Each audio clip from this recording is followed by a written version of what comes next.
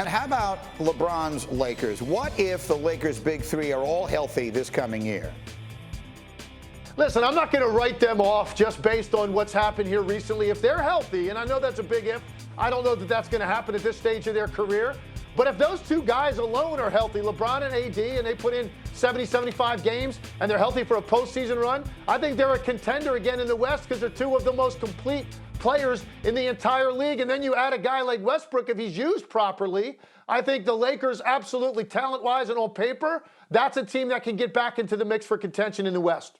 I hear you. The problem with that is that used properly for Russell Westbrook probably means playing on a team LeBron James isn't on. And I don't mean that to insult either of them. But I saw no evidence, Bobby Marks, that their games fit together in any obvious way. And I think that was one of the many problems the Lakers had this year. But let's just take the question at its core. If we consider that a big three, if the Lakers' big three are all healthy next year, are they a legit contender in the Western Conference? No, they're a play-in team. 9th seed. I mean, you look at this Western Conference is going to get better. Kawhi Leonard will be back. Likely Jamal Murray and Michael Porter Jr. are going to be back. Golden State's not going anywhere. Phoenix, New Orleans, Minnesota, Memphis. I mean, we go down a list of teams here.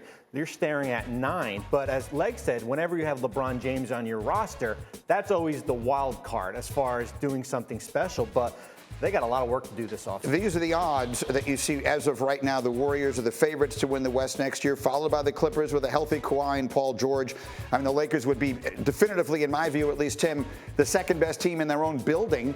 In fact, you just talked about the Pelicans, who we don't see on that because Zion is the ultimate wild card.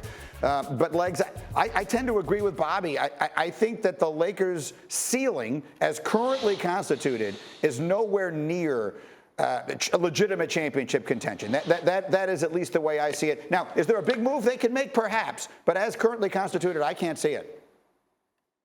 Well, let's take a look at the rest of the roster first. Obviously, it's going to be key, but I think they're going to be better than Minnesota. I also think we're giving Denver a huge benefit of the doubt that Jamal Murray is just going to come back and look the same, or that Michael Porter Jr. is going to stay healthy. I think, Denver, we immediately ascend to contention status because we say, hey, when they get their guys back, well, okay, that's a big leap, to think that they're going to come back, look the same, be healthy, particularly in the case of Michael Porter Jr. So, look, I just think if you've got LeBron James having missed the playoffs on your roster, and Anthony Davis can stay healthy, those two players make up for an awful lot of mistakes with the rest of your roster. And when I said use Russell Westbrook properly, and it might not happen, he might not accept it, but that means to me, coming off the bench and being a guy that can stay true to who he is as a player, staggering your minutes opposite of LeBron James as much as you can, and letting him go be full throttle with a second unit group of guys. When he had that role after Kevin Durant left Oklahoma City with that kind of roster,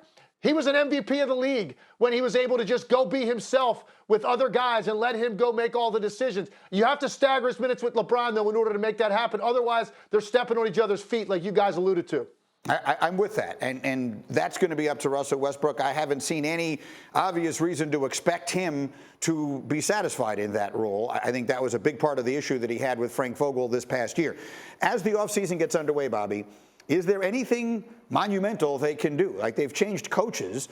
Is there any other significant move based on their cap situation and roster that they can do to help LeBron get markedly closer? Well, it's not going to be Thursday night at the draft where they don't have a draft pick. I think they're going to probably buy in and get a second-round pick, but that's probably a developmental project.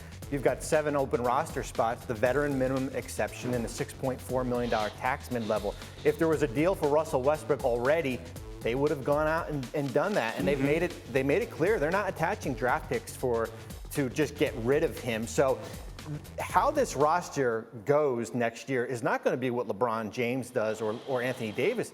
It's basically what Rob Pelinka, their general manager, is going to be able to construct, and they can't fall into that pattern of relying on veteran older players as that insurance policy. No.